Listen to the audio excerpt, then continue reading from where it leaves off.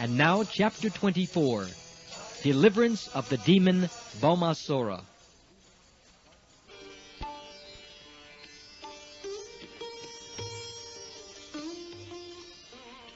The story of Bhaumasura, how he kidnapped and made captive 16,000 princesses by collecting them from the palaces of various kings, and how he was killed by Krishna, the Supreme Lord of wonderful character, is all described by Shukdev Goswami to King Parikshit in the Srimad Bhagavatam. Generally, the demons are always against the demigods. This demon, Bhaumasura, having become very powerful, took by force the umbrella from the throne of the demigod Varun. He also took the earrings of Aditi, the mother of the demigods. He conquered a portion of heavenly Mount Meru and occupied the portion known as Mani Parvat. The king of the heavenly planets, Indra, therefore came to Dwarka to complain about Bhaumasura before Lord Krishna.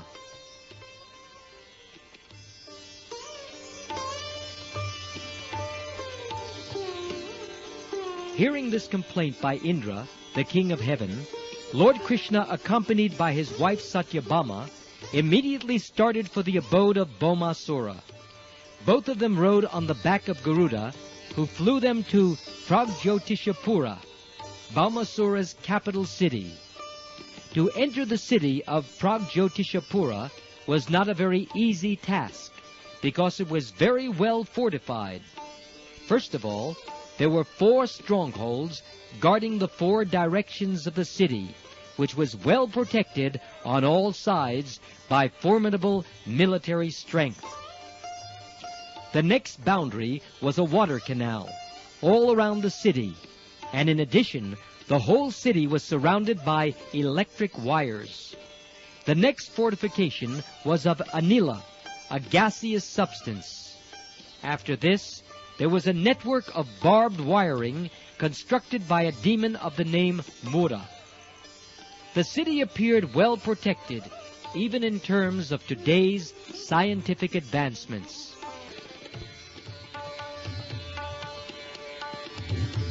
When Krishna arrived, he broke all the strongholds to pieces by the strokes of his club and scattered the military strength here and there by the constant onslaught of his arrows. With his celebrated Sudarshan Chakra, he counteracted the electrified boundary, annihilated the channels of water and the gaseous boundary, and cut to pieces the electrified network fabricated by the demon Mura. By the vibration of his conch shell, he broke the hearts of the great fighters and also broke the fighting machines that were there. Similarly, he broke the walls around the city with his invincible club.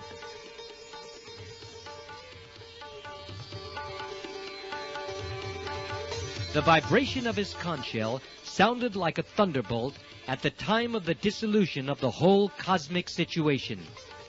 The demon Mura heard the vibration of the conch shell, awakened from his sleep, and personally came out to see what had happened. He had 5 heads, and had long been living within the water. The Mura demon was as brilliant as the sun at the time of the dissolution of the cosmos, and his temper was like the blazing fire.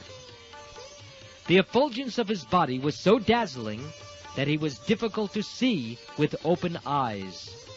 When he came out, he first took out his trident and began to rush the Supreme Personality of Godhead. The demon Mura, in his onslaught, was like a big snake attacking Garuda. His angry mood was very severe, and he appeared ready to devour the 3 worlds. First of all, he attacked the carrier of Krishna, Garuda, by whirling his trident, and through his 5 mouths he began to vibrate sounds like the roaring of a lion. These roaring vibrations spread all over the atmosphere until they extended all over the world and into outer space, up and down and out to the 10 directions, rumbling throughout the entire universe.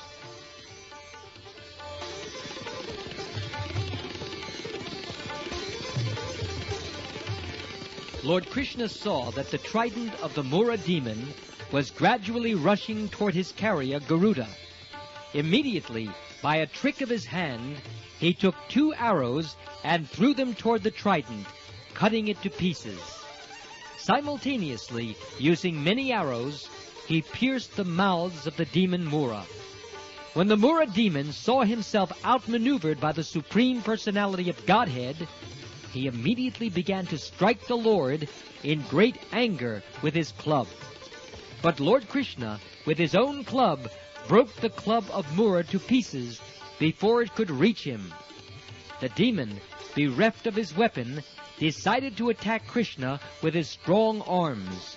But Krishna, with the aid of his Sudarshan chakra, immediately separated the demon's 5 heads from his body. The demon then fell into the water, just as the peak of a mountain falls into the ocean after being struck by the thunderbolt of Indra.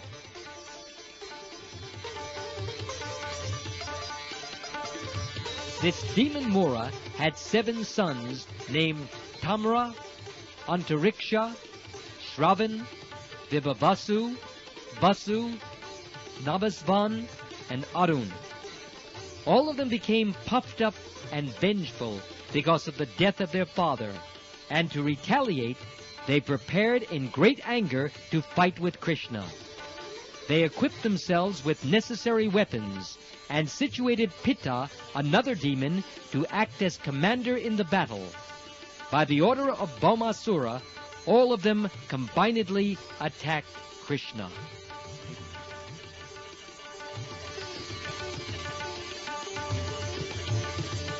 When they came before Lord Krishna, they began to shower him with many kinds of weapons, like swords, clubs, lances, arrows, and tridents.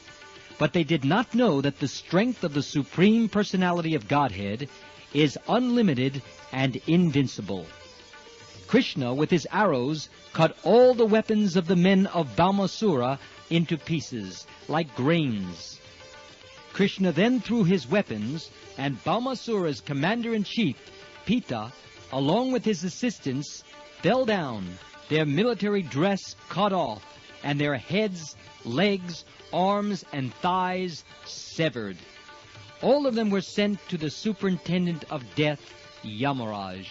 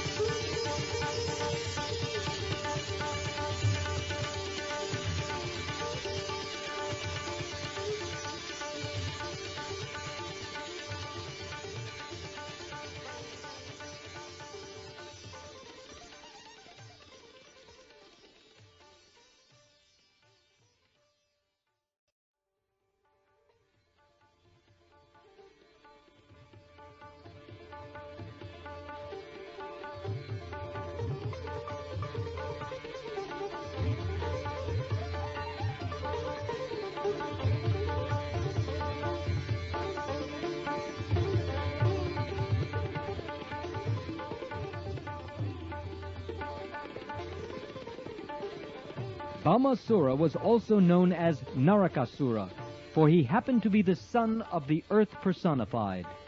When he saw that all his soldiers, commanders, and fighters were killed on the battlefield by the strokes of the weapons of the personality of Godhead, he became exceedingly angry at the Lord.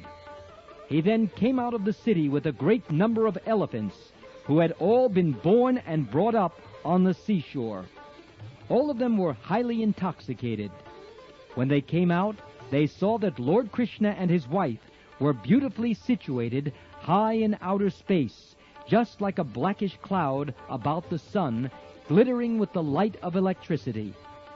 the demon Bhaumasura immediately released a weapon called Shatagani, by which he could kill hundreds of warriors with one stroke, and all his assistants simultaneously threw their respective weapons at the Supreme Personality of Godhead. Lord Krishna began to counteract all these weapons by releasing his feathered arrows. The result of this fight was that all the soldiers and commanders of Bhaumasura fell to the ground, their arms, legs, and heads being separated from their trunks, and all their horses and elephants also fell with them. In this way, all the weapons released by Bhaumasura were cut to pieces by the reaction of the Lord's arrows.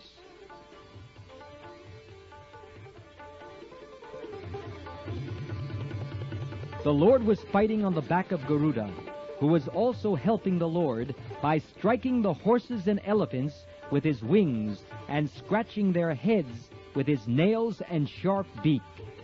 The elephants, feeling much pain from Garuda's attack on them, all dispersed from the battlefield. Bhaumasura alone remained on the battlefield, and he engaged himself in fighting with Krishna. He saw that Krishna's carrier, Garuda, had caused great disturbance to his soldiers and elephants, and in great anger he struck Garuda with all his strength, which defied the strength of a thunderbolt.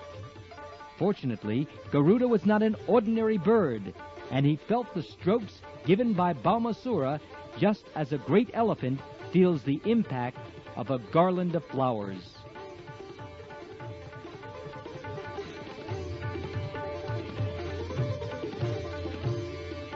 Bhaumasura thus came to see that none of his tricks would act upon Krishna, and he became aware that all his attempts to kill Krishna would be frustrated. Yet he tried for the last time, taking a trident in his hand to strike him. Krishna was so dexterous that before Bhaumasura could touch his trident, his head was cut off by the sharp Sudarshan chakra. His head, illuminated by earrings and helmets, fell down on the battlefield. On the occasion of Bhaumasura's being killed by Lord Krishna, all the demon's relatives screamed in disappointment, and the saintly persons glorified the chivalrous activities of the Lord. Taking this opportunity, the citizens of the heavenly planets showered flowers on the Lord.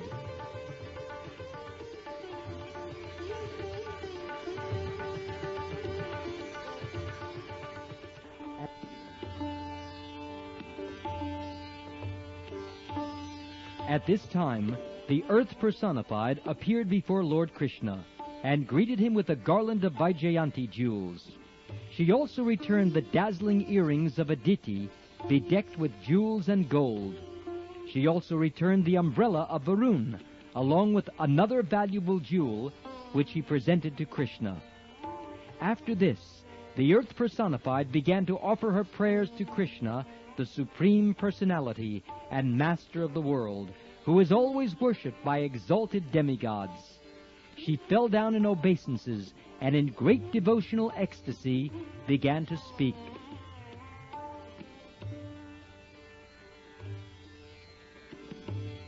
Let me offer my respectful obeisances unto the Lord, who is always present with 4 symbols, namely his conch shell, disc, lotus, and club, and who is the Lord of all demigods. Please accept my respectful obeisances unto you. My dear Lord, you are the Supersoul, and in order to satisfy the aspirations of your devotees, you descend on the earth in your various transcendental incarnations, which are just appropriate to the devotee's worshipful desire. Kindly accept my respectful obeisances. My dear Lord, the lotus flower grows out of your navel, and you are always decorated with a garland of lotus flowers. Your eyes are always spread, like the petals of the lotus flower, and therefore they are all pleasing to the eyes of others. Your lotus feet are so soft and delicate that they are always worshipped by your unalloyed devotees, and they pacify their lotus-like hearts. I therefore repeatedly offer my respectful obeisances unto you.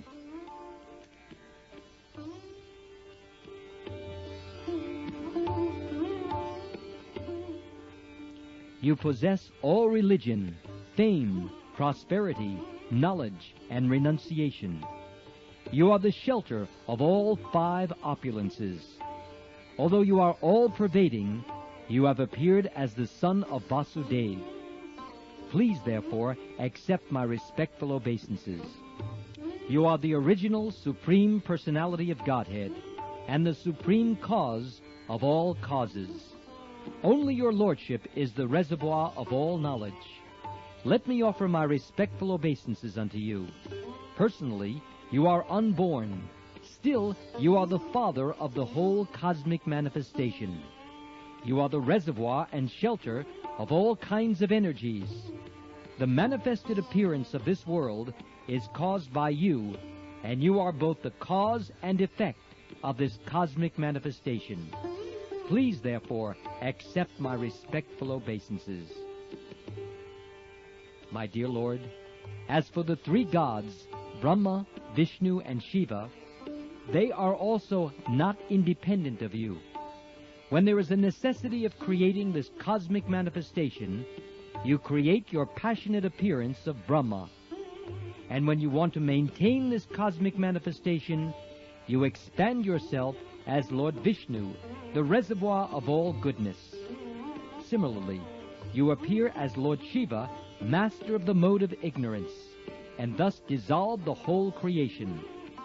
You always maintain your transcendental position in spite of creating these 3 modes of material nature. You are never entangled in these modes of nature like ordinary living entities.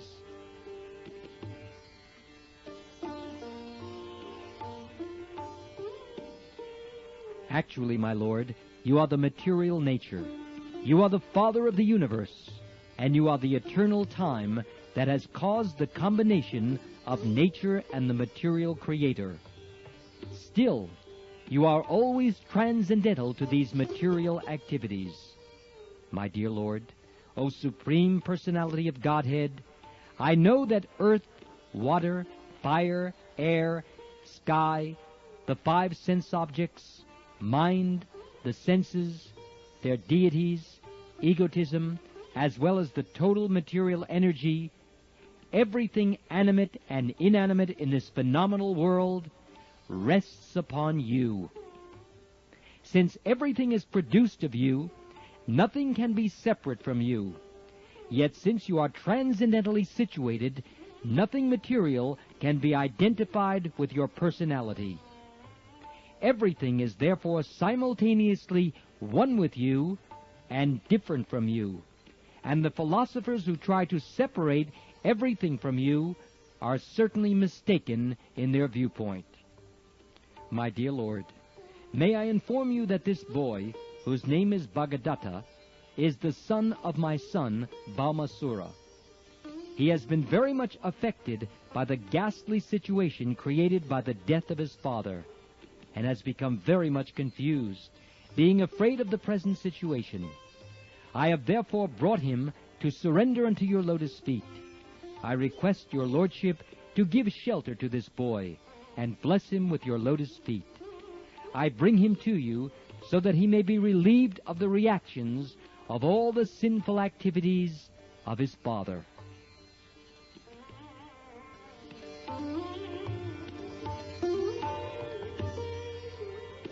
When Lord Krishna heard the prayers of Mother Earth, he immediately assured her of immunity from all fearful situations. He said to Bhagadatta, "Don't be afraid." Then he entered the palace of Bhaumasura, which was equipped with all kinds of opulences. In the palace of Bhaumasura, Lord Krishna saw 16,100 young princesses who had been kidnapped and held captive there.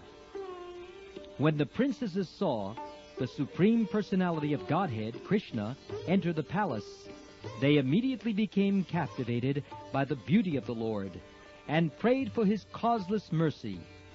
Within their minds, they decided to accept Lord Krishna as their husband without hesitation. Each one of them began to pray to Providence that Krishna might become her husband. Sincerely and seriously, they offered their hearts to the lotus feet of Krishna with an unalloyed devotional attitude. As the Supersoul in everyone's heart, Krishna could understand their uncontaminated desire, and he agreed to accept them as his wives. Thus he arranged for suitable dresses and ornaments for them, and each of them, seated on a palanquin, was dispatched to Dwarka city. Krishna also collected unlimited wealth from the palace, along with chariots, horses, jewels, and treasure. He took from the palace 50 white elephants, each with 4 tusks, and all of them were dispatched to Dwarka.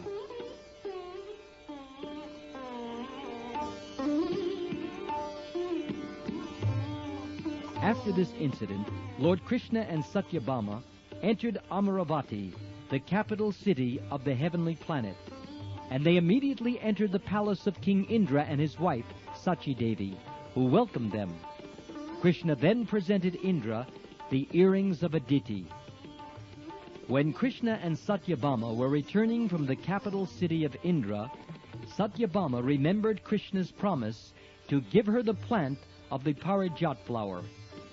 Taking the opportunity of having come to the heavenly kingdom, she plucked a Parijat plant and kept it on the back of Garuda. Once Narad had taken a Parijat flower and presented it to Krishna's senior wife, Sri Rukmini Devi. On account of this, Satyabhama had developed an inferiority complex. She also wanted a flower from Krishna. Krishna could understand the competitive, womanly nature of his co-wives, and he smiled. He immediately asked Satyabhama, "Why are you asking for only one flower? I would like to give you a whole tree of Parijat flowers."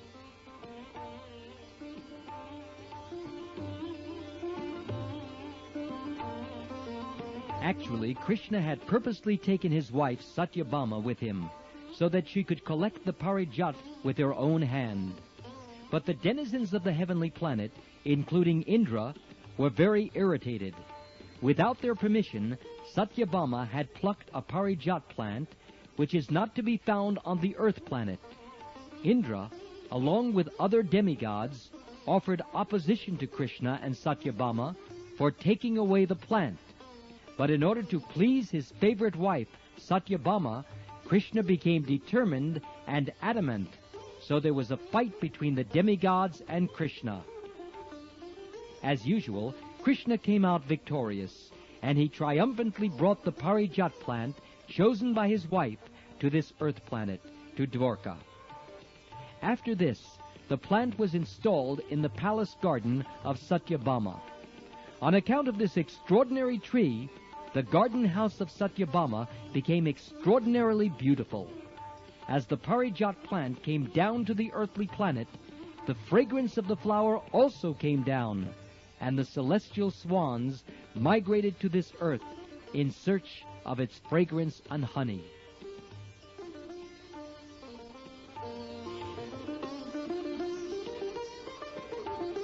King Indra's behavior toward Krishna was not very much appreciated by great sages like Shukdev Goswami.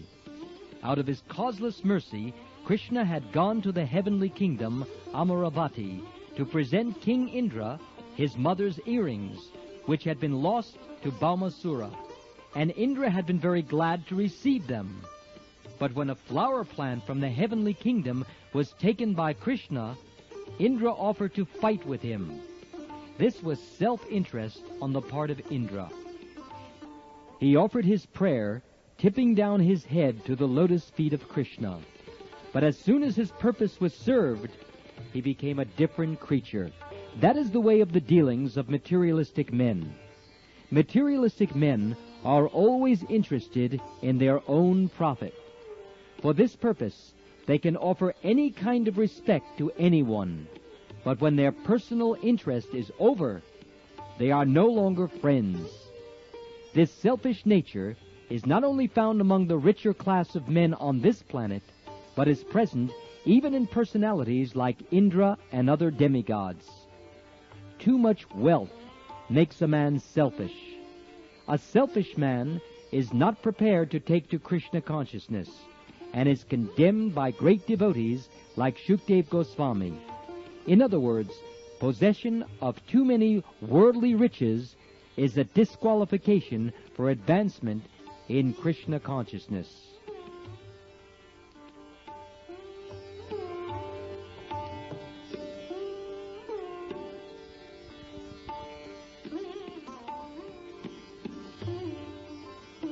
After defeating Indra, Krishna arranged to marry the 16,100 girls brought from the custody of Bhaumasura. By expanding himself in 16,100 forms, he simultaneously married them all in different palaces in one auspicious moment. He thus established the truth that Krishna and no one else is the Supreme Personality of Godhead. There is nothing impossible, for Krishna is the Supreme Personality of Godhead. He is all-powerful, omnipresent, and imperishable, and as such, there is nothing wonderful in this pastime. All the palaces of the more than 16,000 queens of Krishna were full with suitable gardens, furniture, and other paraphernalia, of which there is no parallel in this world. There is no exaggeration in this story from Srimad Bhagavatam.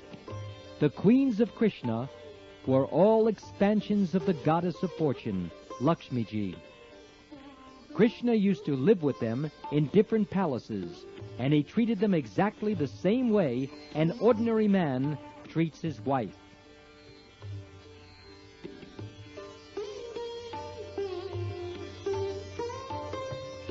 We should always remember that the Supreme Personality of Godhead, Krishna, was playing exactly like a human being. Although he showed his extraordinary opulences by simultaneously marrying more than 16,000 wives in more than 16,000 palaces, he behaved with them just like an ordinary man, and he strictly followed the relationship between husband and wife required in ordinary homes. Therefore, it is very difficult to understand the characteristics of the Supreme Brahman, the personality of Godhead. Even demigods like Brahma are unable to probe into the transcendental pastimes of the Lord. The wives of Krishna were so fortunate that they got the Supreme Personality of Godhead as their husband, although their husband's personality was unknown even to the demigods like Brahma.